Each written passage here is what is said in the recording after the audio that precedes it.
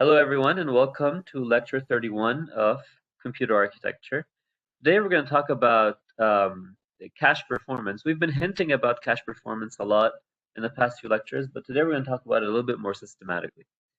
Last time we spoke about associative caches. We saw how in a direct map cache, since every memory block can only map to a single cache block, if we have two cache blocks that we are frequently using and they both map to the same memory block, what happens is they keep evicting each other out, and this is called cache thrashing. So to deal with this issue, what we said we can do is instead we can organize our cache into sets, where every set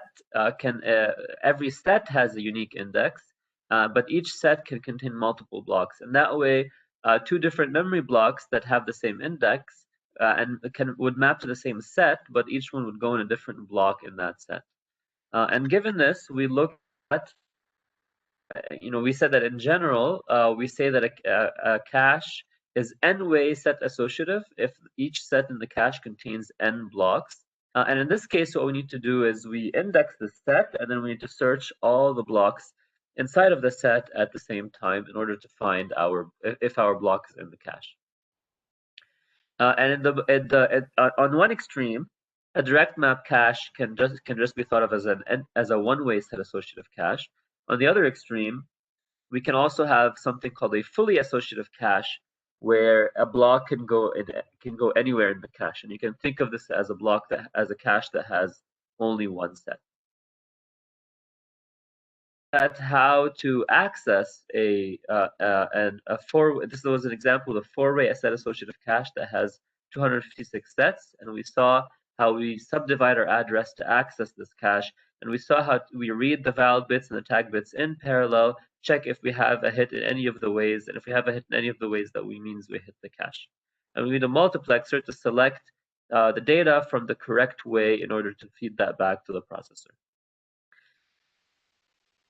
Also spoke about replacement policy. We said that now that we have in each set multiple ways, when we need to evict a cache line, we need to decide which of the cache lines in the set to evict. And there's various ways to do that. One common way is the least recently used policy. We said that how much associativity do we need?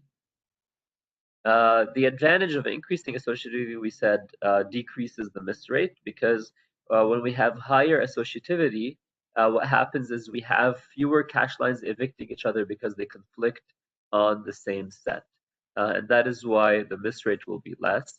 On the other hand, the disadvantage is that it increases hit time, because if we have more associativity, it means we have this multiplexer that we need to have to select between different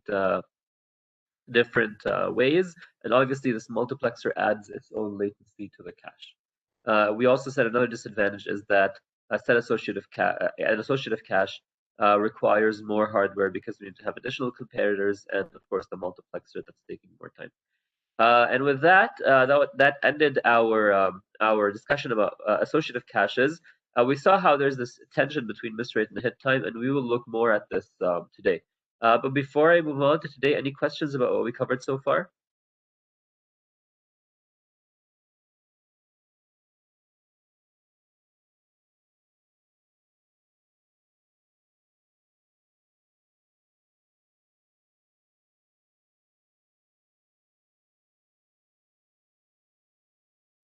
Okay, if there are no questions, then let's move on and talk about performance. Before I talk about cache performance, I want to talk a little bit about hits and misses. So we saw that, sometimes when we access the cache we hit, and sometimes when we access the cache we miss. When we hit, what are the possible reasons for us to hit the cache, right? So when we hit the cache, it means we try to access data and we find that data in the cache. What are the possible reasons that data could be in the cache?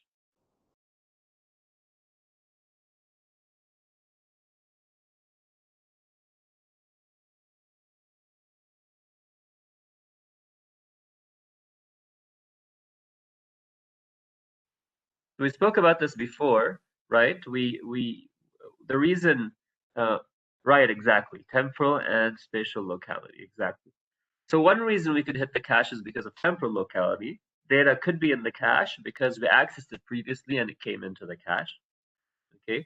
Another reason we could hit the cache is because of spatial locality. So maybe we accessed data that was nearby the data that we're currently accessing. And it happened that the data that we need now was in the same block as that data we accessed before, so it came into the cache. So these are two reasons why we would hit the cache. Okay. What about misses? What are the sources of misses? What are the reasons we might miss the cache? In other words, what are the reasons why certain data that we need is not in the cache?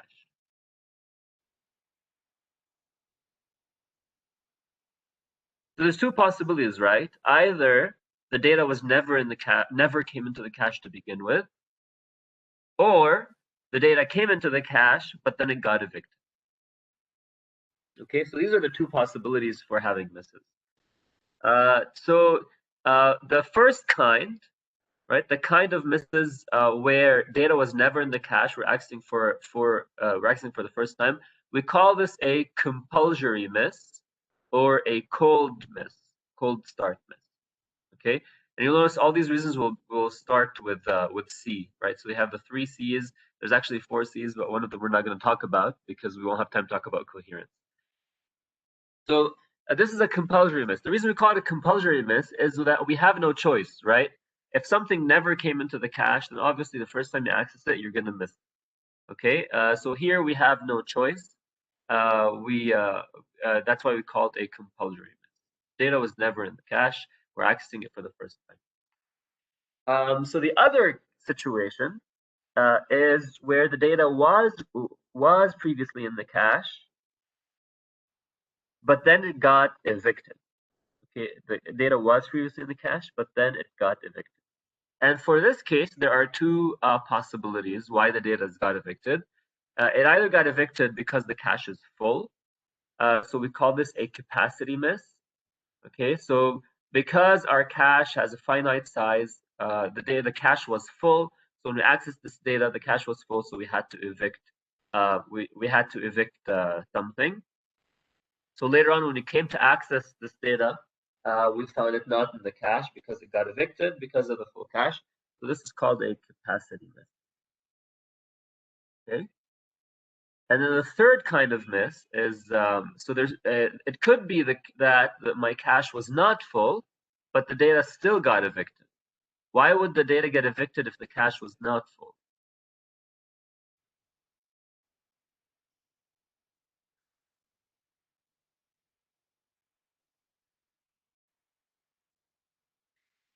So if I have an associative cache, if I have an associative cache, a set associative cache, it could be the case that some sets are empty and some sets are full.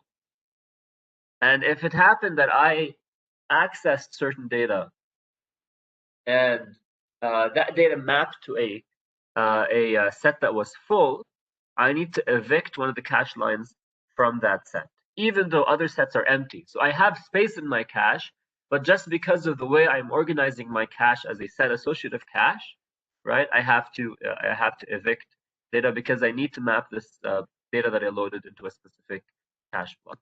So this is called a conflict miss or a collision miss. You notice they all start with C. So a conflict miss is a miss that occurs when data was previously in the cache, but it got evicted because there's competition for the same set. And the way to distinguish between a conflict miss and a capacity miss is you can think of whether this miss would happen in a fully associative cache. So a conflict miss would never happen in a fully associative cache because in a fully associative cache, the data can map to any block. So we will only have an eviction if the cache is completely full. Okay. Whereas in a set associative cache, even if the cache is not completely full, we would still need, sorry, a set associative cache that is not, even if the cache is not completely full, we could still have a conflict miss. This is how to distinguish between a capacity miss and a conflict miss. A capacity miss is where a cache is completely full. A conflict miss is where a cache is not full, but the particular set that we want is full. So these are three sources of misses. There's a fourth source of miss, which also starts with C. It's called a coherence miss. And we won't look at that in this course because we do not have time. But very briefly, a coherence miss is where, for example, we could have multiple cores accessing data. Each core has its own cache. And one core tries to access the data that another core has. So we have to evict the cache line from the other core, from the other core's cache, in order to provide it to the core that wants it. So this is called a coherence miss, but we will not look at it in this course because we don't have time to look at cache coherence. Okay. So I want you to keep these in mind: compulsory misses, capacity misses, and conflict misses, because I'm going to refer to them later on in this lecture. Okay. So keep them in mind. Maybe write them down so that we can refer to them later on. Okay. About sources of misses, let's now talk about cache performance. So one performance metric for cache is average access time. So this is our bottom line, right? Ultimately, there's all kinds of metrics to check the performance of a cache, but our bottom line, what we care about most, is the average time it takes to access the cache. Okay, the average memory access.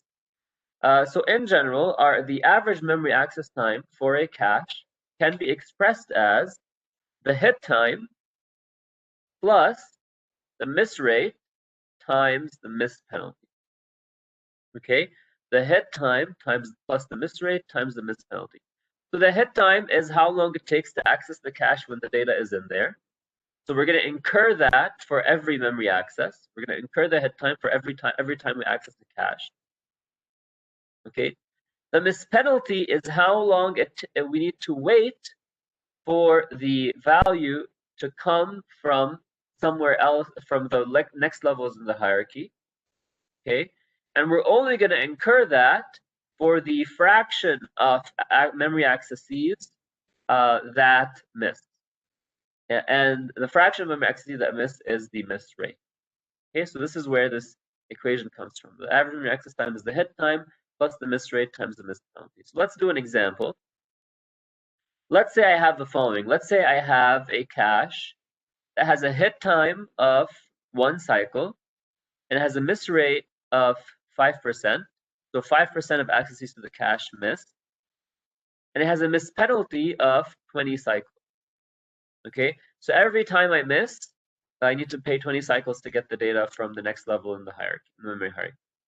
Okay, so 5% of the memory access, so 95% of the memory accesses will take 1 cycle.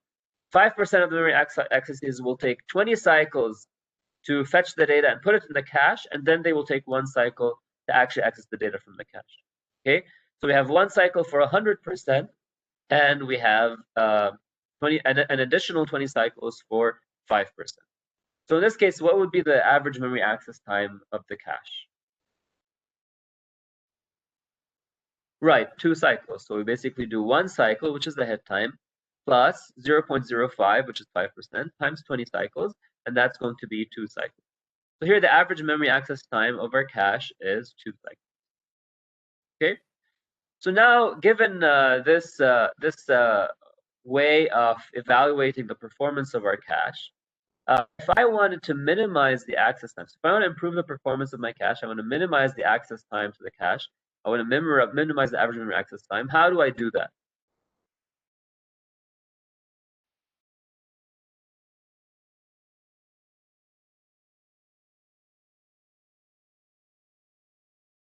Right, exactly. It's very obvious, right? So to minimize the access time, we either need to minimize the hit time, okay, or we need to minimize the miss rate, okay. So either minimize the hit time or minimize the miss rate, okay. Or we can minimize the miss penalty, but what is the miss penalty?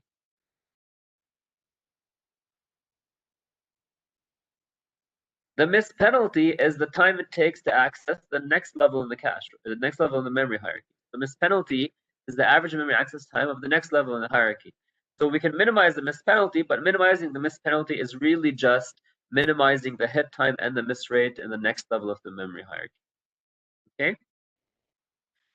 So ultimately, what we care about doing is we want to minimize the hit time of a cache, and we want to minimize the miss rate of a cache. This is how we improve the performance of the cache. Well, this is great, minimizing hit time, minimizing miss rate. These are kind of two very nice objectives. However, the problem is that there's a tension between minimizing hit time and minimizing miss rate. What do I mean by that? What do I mean by there's a tension between them?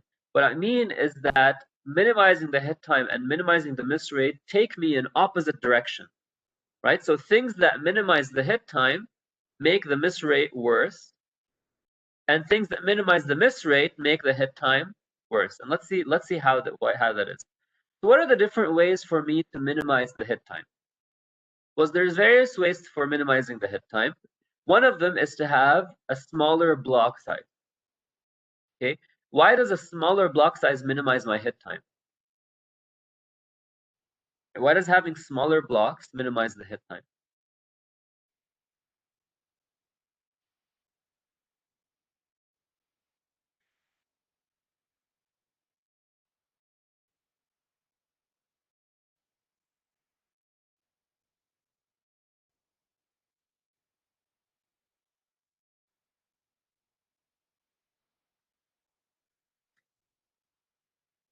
Okay, we have lower probability of hitting, but that's so the probability of hitting or missing, that's the rate, right? That's not the hit time.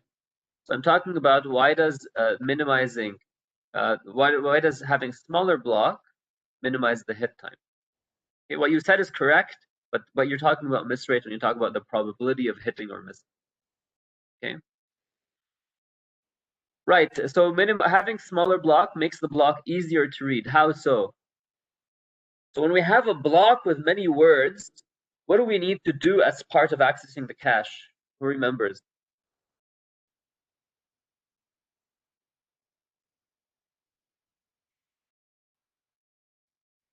Right, we need to index the words inside of the block. In other words, we need a multiplexer to select the words inside the block. And this multiplexer has a latency, and that latency gets factored into the hit time.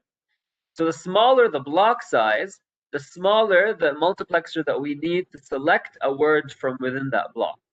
That is why the hit time will be smaller. Okay. So another way of minimizing hit time is having a smaller cache size in general. Okay, so having a smaller cache. Why does having a smaller cache minimize my hit time?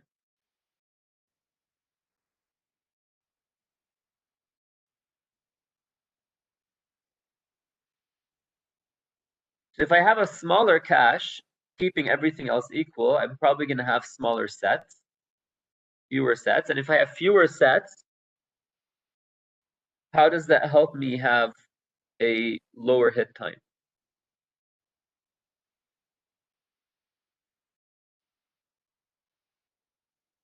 I need a smaller decoder.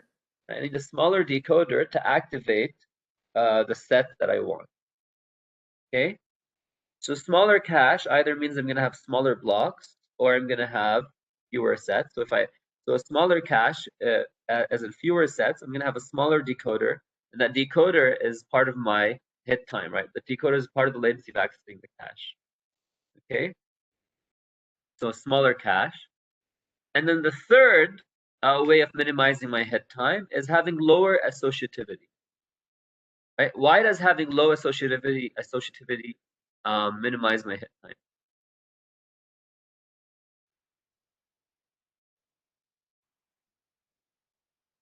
Right, exactly, against smaller multiplexers. So if I have lower associativity, that means I have a fewer number of ways. So I have fewer comparisons that I need to make, and a smaller multiplexer to select the data from the different ways. Okay, so smaller block size it minimizes makes the multiplexer that I'm selecting the word within the block smaller, so that reduces the latency of access. Smaller cache size means I need a smaller decoder to access my sets, and lower associativity means I need a smaller multiplexer to select the data from the different ways in the cache. Okay, so all these things we can do to minimize the hit time of our cache. Now let's look at minimizing miss rate. What does minimizing miss rate favor? let's look at these three things we spoke about regarding hit time. So what about block size, right? So does minimizing miss rate, does that favor smaller block sizes or larger block sizes?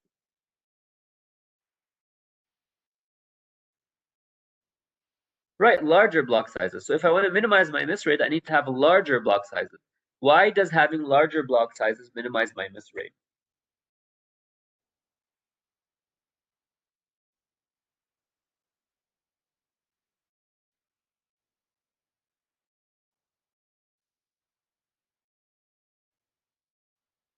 So if I have a larger block, that means, right, exactly, you take more advantage of spatial locality. So if I have a larger block, that means when I bring in a word, I'm going to bring in more words with it. So if my program has good spatial locality, which programs usually do, then I will have I will have a lower miss rate because I'm going to have more hits due to spatial locality. Okay, what kind of misses am I avoiding when I use larger block sizes? Remember, we said there are three kinds of misses. There's compulsory misses, capacity misses, and conflict misses. If I use larger block sizes to minimize my miss rate, which type of misses am I minimizing?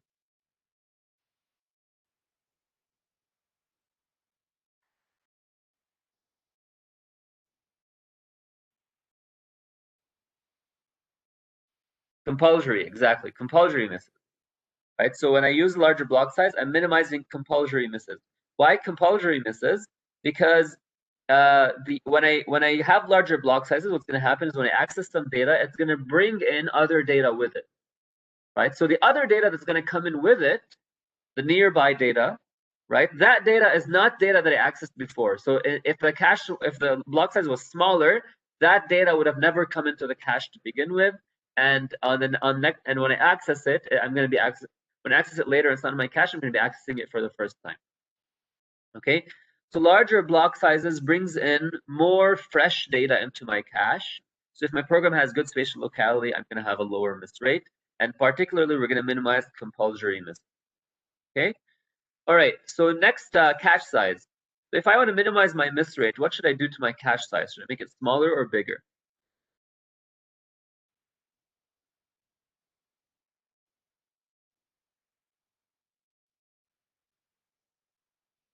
Bigger, right? So if I'm gonna have a large cache size minimizes miss rate, right? Why does a large minimize miss rate? What kind of misses does it minimize? Right, exactly. It reduces capacity misses. Because if my cache is larger, that means it has more space. That means I'm gonna have less need to evict cache lines, but I need to bring in others. Okay, so it's gonna minimize capacity. Okay, what about associativity? What does minimizing the miss rate favor lower associativity or higher associativity? Higher associativity, right? So minimizing the miss rate favors high associativity. Why high associativity? Why does increasing associativity minimize my miss rate? What kind of misses does it minimize?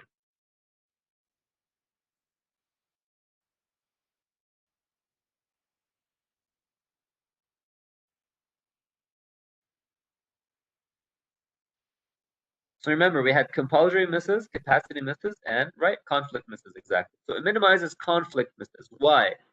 Why does having higher associativity minimize conflict?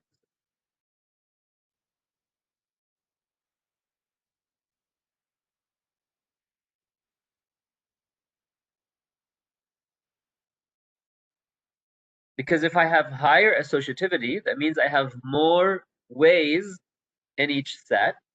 That means the set is less likely to be full when I need if I have a conflict. So I'm less likely to have conflicts because I have more ways. Okay, and if I have conflicts, it's more likely that the cache line I'll end up evicting is going to be older and older. So when I evict it, I'm more likely not to need it later on. Okay. So what do you see here? We see that minimizing hit time and minimizing miss rate pulls me in completely opposite direction, right? Everything that minimizes hit time makes the miss rate worse. Everything that minimizes miss rate makes the hit time worse. So what do I do in this case? what can I do to have both a low hit time and a low miss rate in my memory hierarchy? Well, the solution is to have multi-level caches. Okay, multi-level caches. So instead of having one cache and then memory, what we're going to do is we're going to have a cache, and then the next level in the hierarchy will be another cache, and then the next level in the hierarchy might be another cache, or it might just be memory. Okay, and we will optimize one of these caches for hit time, and we will optimize one of these caches for miss rate. Okay, let's see how that's gonna work. Okay, so multi-level caches. So in multi-level caches, we call the cache that's closest to the memory hierarchy the level 1 cache, or the L1 cache. And the L1 cache, this is the cache that's closest to the CPU. So when we access memory in the instruction fetch or the memory stages in our pipeline, that access is going to go to the L1 cache. So for the L1 cache, do we care about minimizing hit time, or do we care about minimizing miss rate?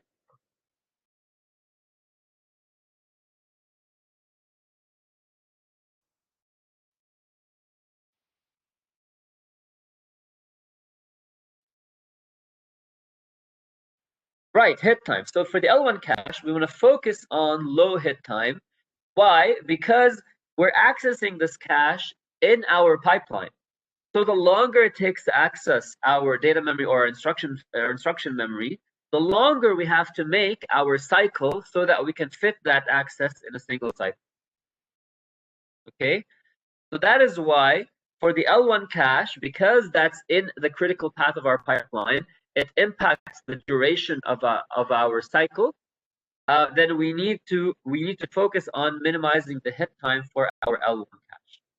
Okay, so that is why the L1 cache is going to be small and fast. So after the L1 cache, we're going to have the L2 cache. So whenever we miss in the L1 cache, rather than going all the way to memory, all the way to DRAM, which is slow, we're going to have another cache, which is our L2 cache, and the L2 cache is going to service misses from the L1 cache. So for the L2 cache, do we care about hit time, or do we care about miss rate? Right, for the L2 cache, we care about miss rate. For the L2 cache, we don't care about hit time as much because it's not, we're only going to pay the access to the L2 cache whenever we miss in the L1. And hopefully that's not going to be every single cycle. Okay. However, with the L2 cache, the job of the L2 cache is to avoid going to memory as much as possible, right? Because L1 is going to be maybe one cycle. L2, it's still SRAM, so it's going to be kind of a few cycles. Okay, maybe 10 cycles or somewhere in that range. Okay, but to DRAM is going to be thousands of cycles. And what that means is that the L2 cache wants to avoid going to DRAM as much as possible. That's the job of the L2 cache. And that's why in the L2 cache, we're going to focus on low miss rate, avoid DRAM access.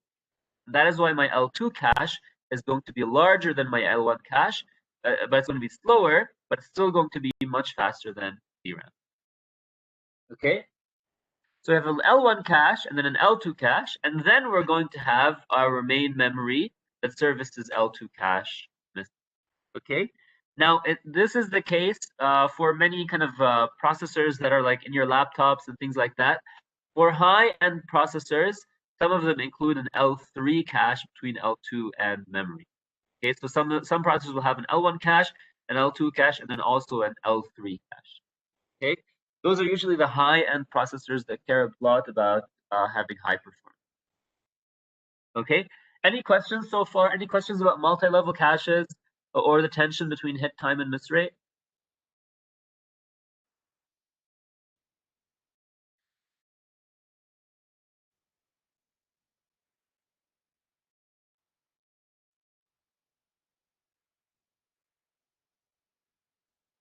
Okay, well now let's go and enhance our equation for the average memory access time, but also taking into consideration that we have multi-level cache.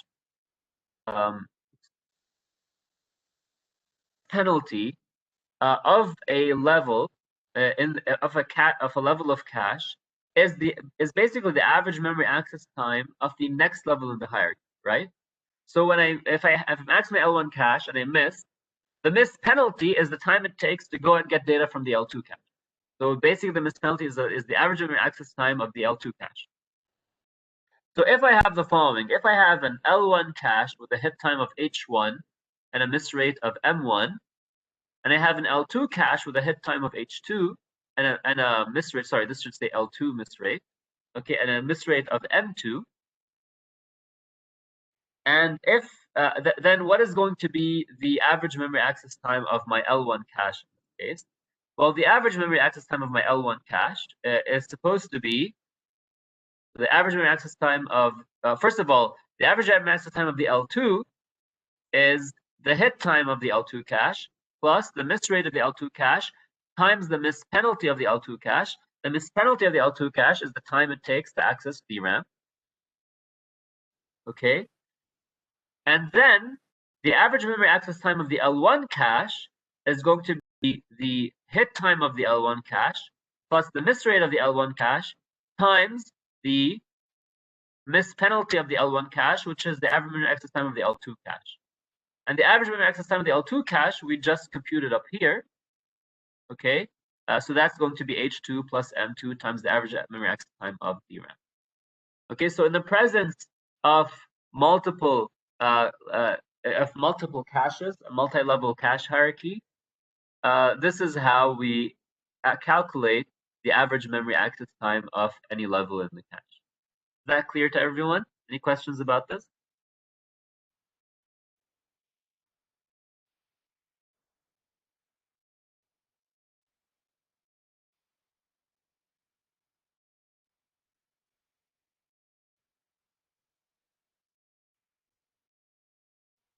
Okay, so if not, now let's look at how our access time, our cache access time, impacts our CPI. You guys remember CPI, cycles per instruction? Let's take a look at how our average memory access time impacts CPI. So there's two components of our execution time. Okay, so there's two components of the execution time of a program, or the CPI. There's the time that it takes for the program to actually execute the instructions in the pipeline.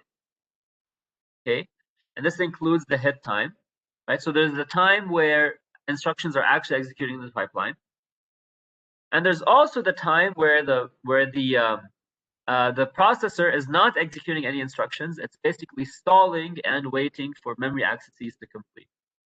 Okay, that's mainly for cache misses. All right. So when we calculate the cycles of our program, we have to take both of these into consideration.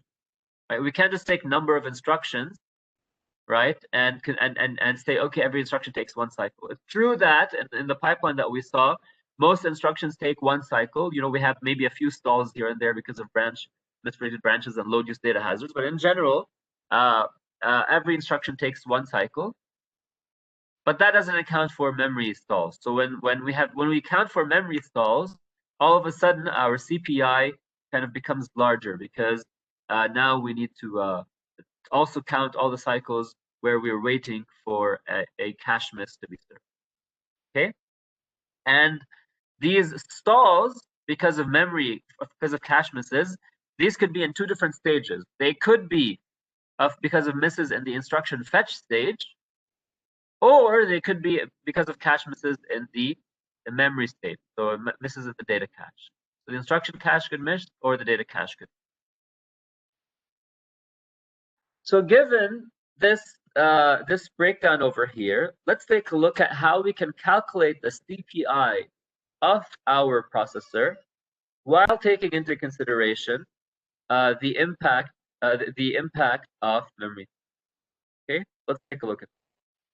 So given the following, given that I have I instructions in my program, and given that the fraction of these instructions that are memory instructions, or loads or stores, is F, okay, and given that I have an L1 I cache miss rate of M1I, and an L1 D cache miss rate. So I cache is the instruction cache, cache is the data cache.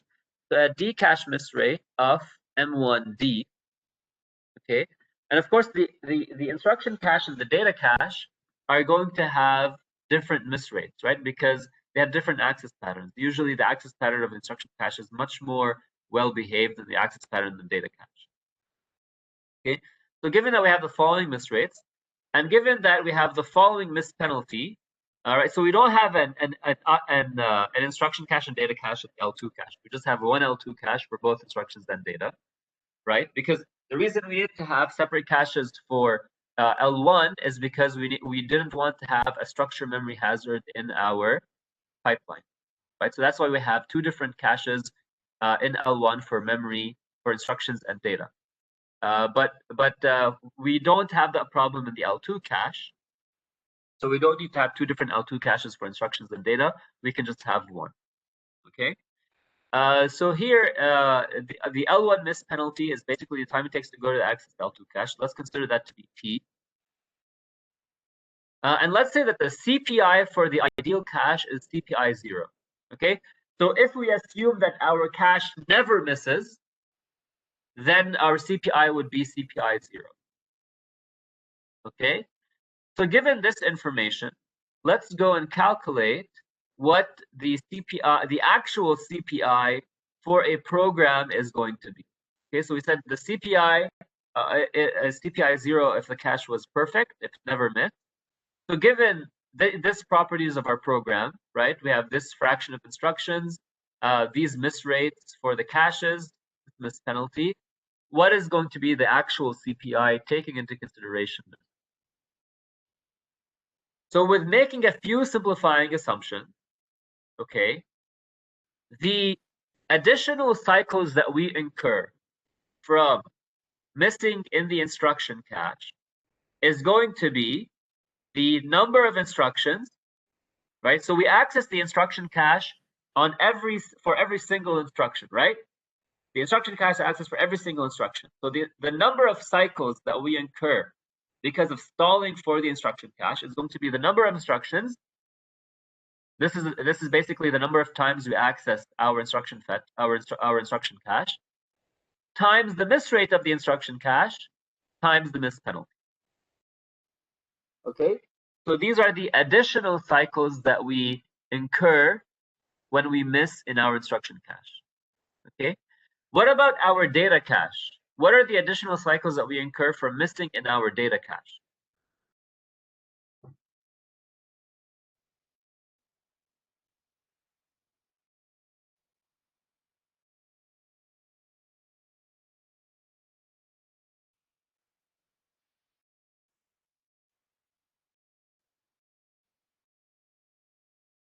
So the additional cycles that we incur from missing in our data cache, right? It's going to be the number of instructions times the fraction of those instructions that are memory instructions, okay, times the miss rate of the data cache times the miss penalty of the data cache. So this is the difference between accounting for instructions I cache stalls and D cache stalls. Every instruction accesses the I cache, but not every instruction accesses the D cache. Okay, so this is how we calculate the additional cycles incurred from the instruction cache and the additional cycles incurred from the data cache. So having considered all of this, the total number of cycles that our program needs is the number of instructions times cycles per instruction, assuming we have an ideal cache. Okay, so here I times CPI 0 gives us the number of cycles, not including the memories, the stalls for memory. And then we add to that the stalls that we incur from accessing the instruction cache.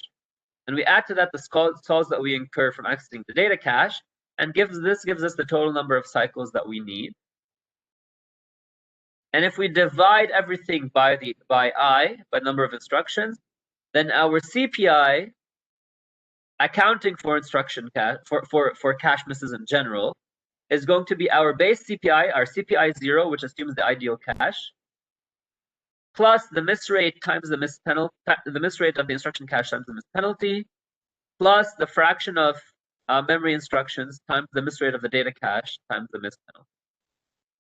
Okay, so here you can see how important the miss rate and the miss penalty are for memory for CPI. Okay, because if you come and design a processor that has very, very low CPI, you come and make all these optimizations in the pipeline to lower your CPI, and then you do a bad job with designing the memory hierarchy, all that's going to go to waste because this part of the CPI is going to blow up. Okay, so designing a efficient memory subsystem is just as important as designing an efficient CPU or processor core pipeline data path. Okay, any questions about this? Is this clear to everyone?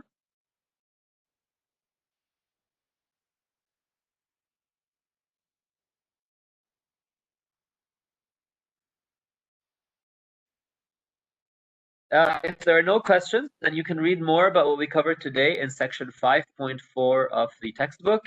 And that is all for today, and I will see you next time. Bye, everyone.